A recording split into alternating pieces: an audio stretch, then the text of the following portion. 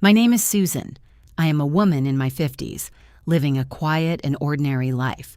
For years, I worked hard, saved my money, took care of my home, and did everything I could to help my only son, Jake, build a good life. Jake was only 26. 6 months earlier, he had married a woman named Allison, and the young couple had moved into a rented one-bedroom apartment across town. Every month, they were paying $1,500 in rent while trying to save enough money for a home of their own. I knew how difficult it was for them. So one day, I made a decision that I thought would make my son's life much easier. I decided to buy an apartment for Jake and Allison, but there was one small detail I didn't think would matter. The apartment was right next door to mine. At the time, I had no idea that my generous gift would turn into a devastating family conflict. I never imagined that my daughter-in-law would eventually give my son an ultimatum: choose between your mother and me. And I certainly didn't know that this one decision would change my son's marriage forever. But everything began the moment I opened the door to that small studio apartment. Dear viewers, please let us know where you are watching from and which region or country you are in. Please like this video, watch it until the end, and subscribe to our channel. Your support is very important to us. Thank you so much. I walked around the perimeter of the studio apartment, lingered by the window, and ran my hand along the vinyl windowsill. Then I returned to the front door to evaluate the layout from the threshold one more time. On the left was a full bathroom.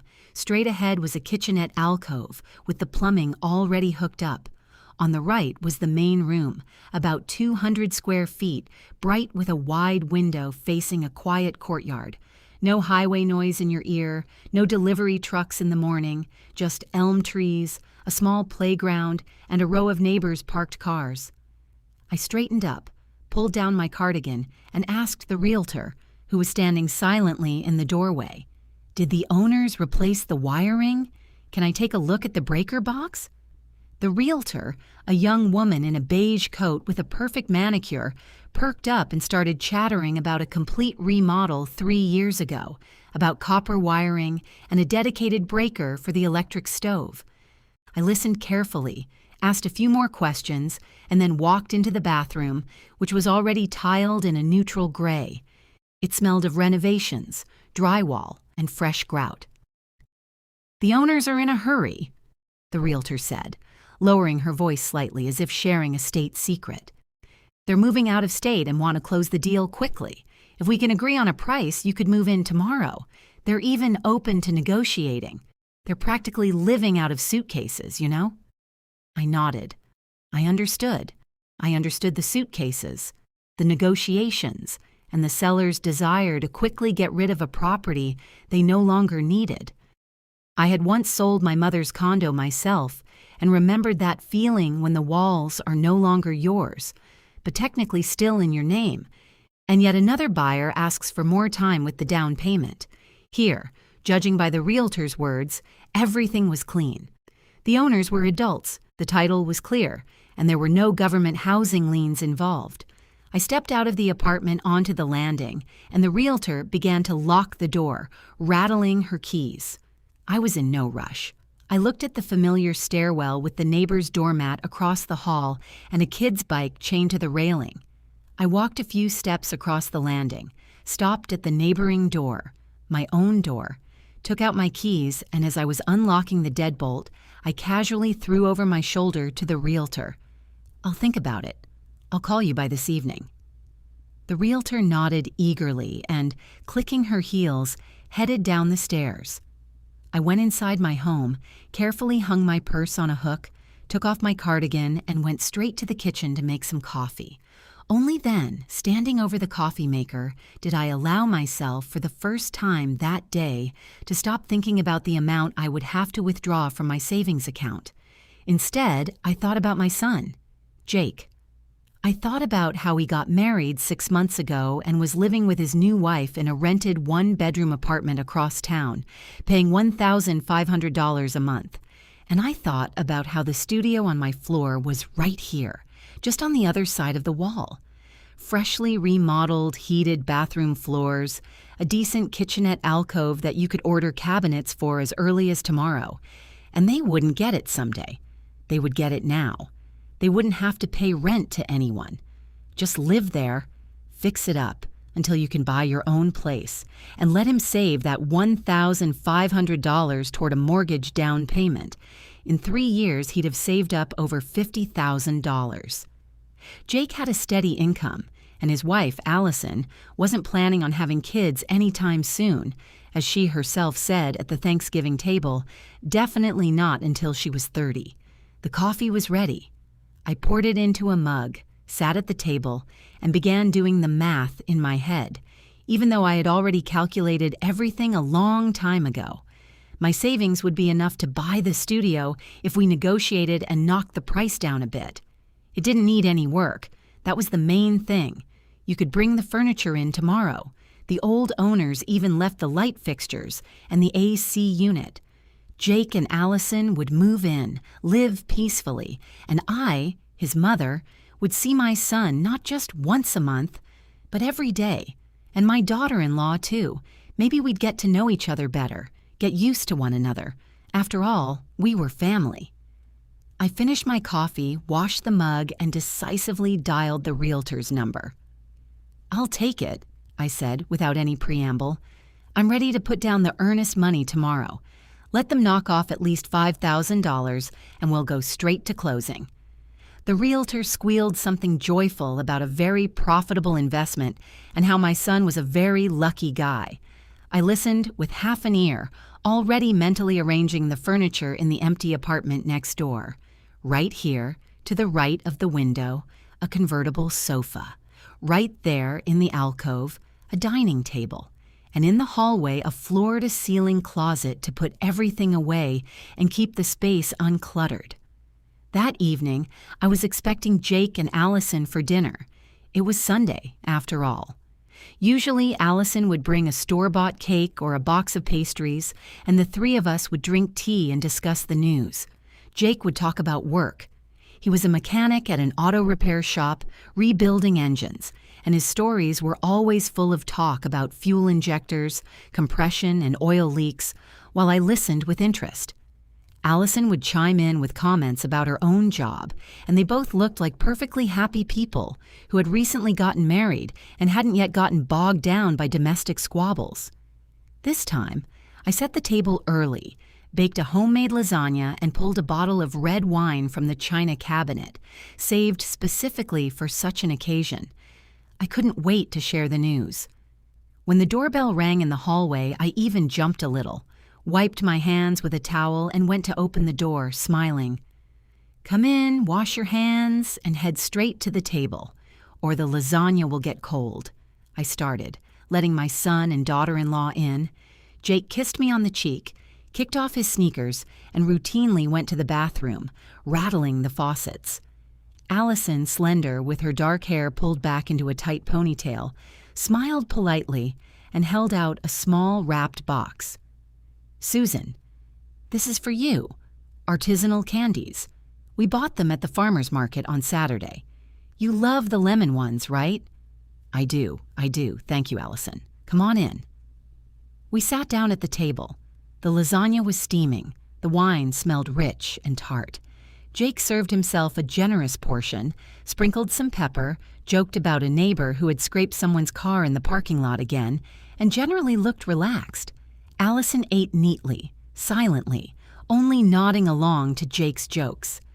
I decided there was no point in dragging it out. "Well, listen here," I began, putting down my fork and looking at the young couple. "I have some news. I looked at a studio apartment today. Our neighbors from Unit 63 are selling. You probably don't know them. They were rarely around. The apartment is right on my floor, just 2 doors down. Freshly remodeled, everything is ready. Just move in and live, and I'm buying it." Jake stopped chewing and stared at me. A happy, completely childlike smile slowly spread across his face. "No way, right here? Seriously?" "Serious as a heart attack," I nodded, smiling back. "I'm putting the deposit down tomorrow, and you guys are moving in. You can drop the rental. No need to pay a stranger $1,500 a month. You'll live here nearby until you find a house of your own. You can save your money comfortably without rushing. I just need to get some furniture in there. Isn't that a great option?" Jake jumped up, hugged me across the table, and laughed. "Mom, you're absolutely amazing. I couldn't even dream of this. Allie, did you hear that? We'll be Mom's neighbors. We'll have our own place, rent-free. Can you imagine how much cash we'll save?" He turned to his wife, still laughing, expecting her to share his excitement. Allison smiled, but it was a crooked, forced smile, and she quickly lowered her eyes to her plate. There was a brief pause, which I immediately caught. The pause felt heavy, but Jake, flying high on the news, didn't notice. He kept buzzing about mortgages, about the down payment, about how in a couple of years they'd buy a nice 3-bedroom house. But for now, a free studio was basically a fairy tale. "Jake," Allison said quietly, "can we discuss this right now? Just calmly discuss it without getting emotional?" "Discuss what?" Jake turned to her, still not catching on. "Mom's buying us a place. We don't have to renovate. There's no rent. Everything's clear, isn't it?" "Exactly. It's right next door," Allison said, her voice completely flat. "Right next door to your mom, on her very floor. We won't even have time to unlock our door before Susan comes over with advice. Every single morning." I slowly lowered my fork and looked at my daughter-in-law. Jake frowned. "Allie, what's wrong with you? Mom is helping us, from the bottom of her heart. What difference does it make if it's on this floor or in the next building? The main thing is that it's ours, rent-free. You were just whining yourself about giving the landlord $1,500 every month, like throwing it down a black hole." "I was complaining about the rent, Jake, not about the fact that we live apart from your mother," Allison snapped. "I believe that if we're going to get an apartment, it should be where we choose, where it's convenient for us. Closer to my work, for example, or downtown, or at least in a different neighborhood. But here—" I leaned back in my chair. I wanted to say something sharp, but held back, deciding to let my son speak. Let him handle it. He's the man of the family. But Jake just threw his hands up. "Allie, what are we going to buy it with? A mortgage isn't happening right now. We can't afford a down payment even with the best interest rate. Mom is offering a real way out." "No," Allison replied, carefully dabbing her lips with a napkin. "She is offering a way out that is convenient for her." And right then, because I was sitting opposite them and could see everything happening under the table, I clearly noticed Allison sharply shove her elbow into Jake's side. She shoved him hard, insistently, so that he jerked and cast a quick, bewildered glance at her. And then, stumbling and blushing, Jake, my son, suddenly blurted out, as if reading from a script, "Mom, well, maybe we really should look somewhere else. We can go together, pick something out. You still want to help us, right? But here, on this floor, well, it's a bit too close, you know?" I shifted my gaze from my son to my daughter-in-law, and from my daughter-in-law to my son. The smile vanished from my face. I placed my hands on the table, clasped my fingers together, and said quietly, "Son, right now you are not saying what you actually think. I know you better than anyone. When I mentioned the studio, your eyes lit up, you were thrilled. And now you're sitting here, repeating someone else's words. I saw your wife just elbow you under the table. I'm not blind." Allison turned pale but didn't look away. On the contrary, she raised her chin and looked me dead in the eye. "Yes," I nudged him, she said in a ringing voice, "because he was hesitating, and things like this need to be discussed together. We are a family, and we make decisions as a couple. This is our future, Susan, and I am not going to live 10 feet away from my mother-in-law. You are a wonderful person, but I want my own home. Do you understand? My own home, where I am the boss, where I don't have to guess every morning whether you'll drop by uninvited or not." "And have I ever come over uninvited?" I asked in an icy tone. Give me one single example, Allison. It's not about invitations, it's about boundaries. We're young. We need to build our lives away from you. You want to give us a gift? Don't attach strings to it. You are humiliating us with this offer. Buy a place where we choose. I slowly stood up, leaned my fingertips against the edge of the table, and looked at my son. He sat with his head bowed, as red as a schoolboy who had just failed a test. I spoke words that burned my tongue. All right then. I've already decided to buy the studio. The neighbors are selling, the price is good, and the apartment is in perfect condition. You were happy about it, I saw that perfectly well. Tomorrow I'm putting down the deposit. If you, son, are fine with it, and I see that you are, and your first reaction was genuine, then you move in. If Allison doesn't like it, that's her business. She doesn't have to live in the apartment I'm buying. Let her ask her parents to buy something she likes. Let them provide you with housing wherever Allison wants, but I will not let anyone dictate where I invest my money and in what neighborhood I buy real estate. My money, my decision. Period. Allison stood up right after me. Her face was blotchy, her nostrils flaring. So you're giving an ultimatum right now, either a studio right next to you on your terms or nothing at all. It's not an ultimatum, I replied evenly. It's called not letting people walk all over me. Do you feel the difference? I'm not walking all over you, Allison almost shouted, running into the hallway. I'm trying to protect our boundaries, but of course you don't understand that.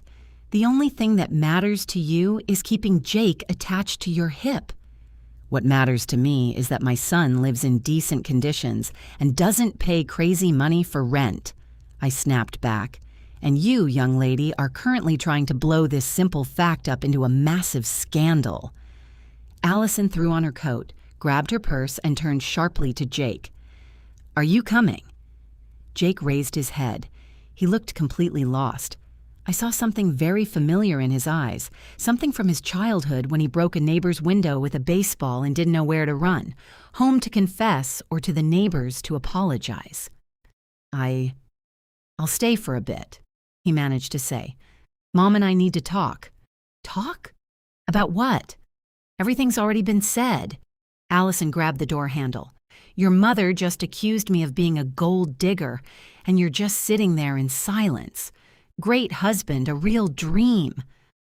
I didn't accuse you of anything, I said.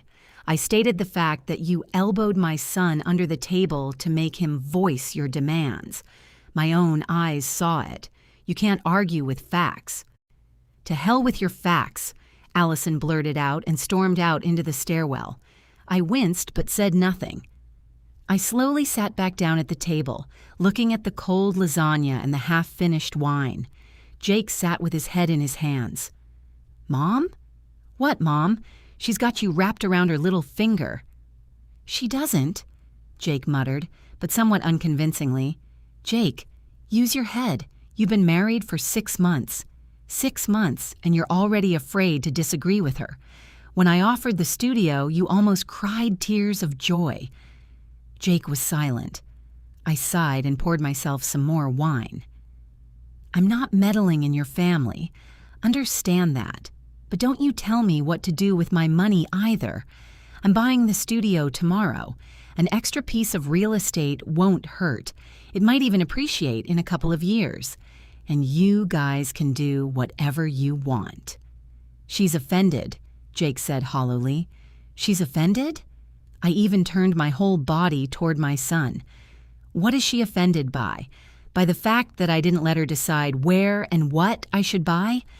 And what? You think I'm not offended? She's going to dictate things to me? Look at her. Jake didn't answer. He stayed for another hour, drank wine, talked about work, about how they got some new diagnostic equipment at the shop and now he could take on more complex jobs. But he didn't bring up his wife again. And then he got ready and left, saying he was heading home to smooth things over. I locked the door behind him, washed the dishes, and went to bed with a heavy heart, but confident that I was right. 3 days later, Jake showed up at my door again, alone, unannounced, late in the evening, with a rumpled face and a duffel bag over his shoulder. I opened the door, looked at the bag, then at my son, and understood everything without words. "Come in," I said, stepping aside. Jake walked in, kicked off his sneakers, dropped the bag in the hallway, and went into the living room, where he dropped heavily onto the couch. I sat next to him, folded my hands in my lap, and prepared to listen. I didn't ask questions. I waited for my son to speak first, and he spoke, staring at the floor, as if he had to physically force every word out of his mouth.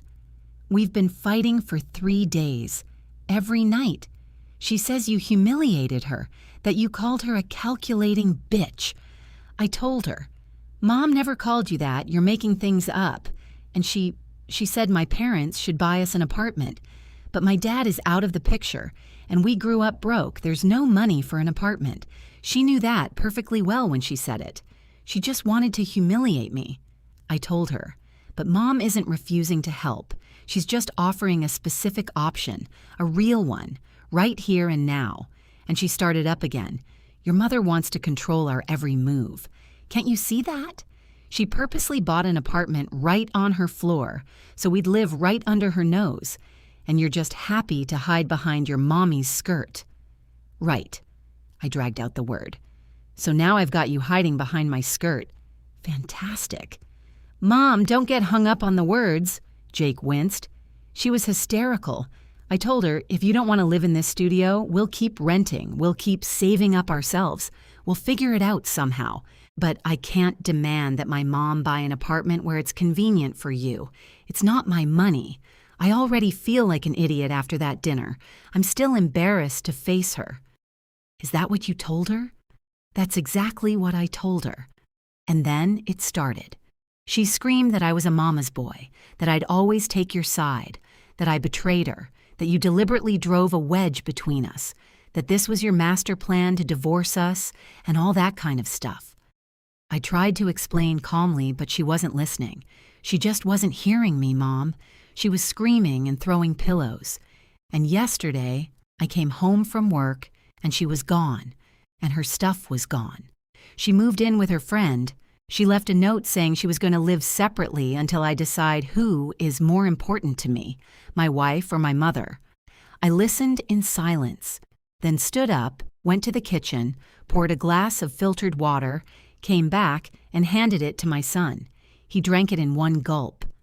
"Jake, I'm going to tell you something right now that you're not going to like," I began, sitting across from him. "But you listen.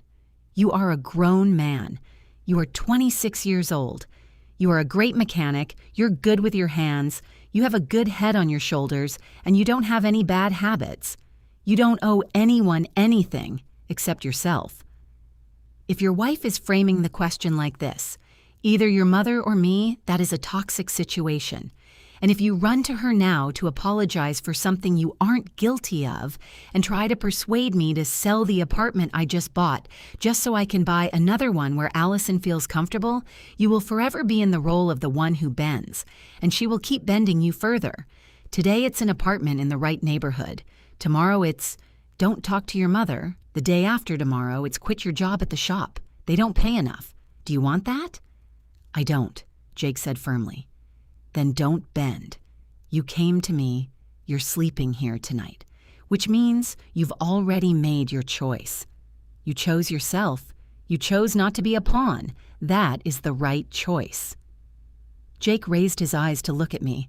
I saw the same bewilderment in them as during that disastrous dinner, but now, somewhere deep down, at the very bottom, a spark of resolve was glowing.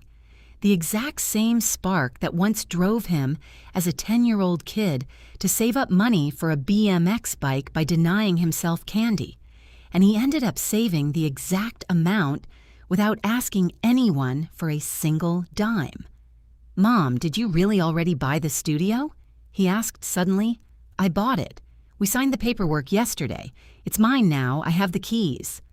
I stood up, walked over to the cabinet, and pulled out a small drawer where a ring of 3 keys lay. "Here, you can go in right now and take a look. It's empty and clean." Jake took the keys, twirled them in his hands, and chuckled. You know what's the funniest part?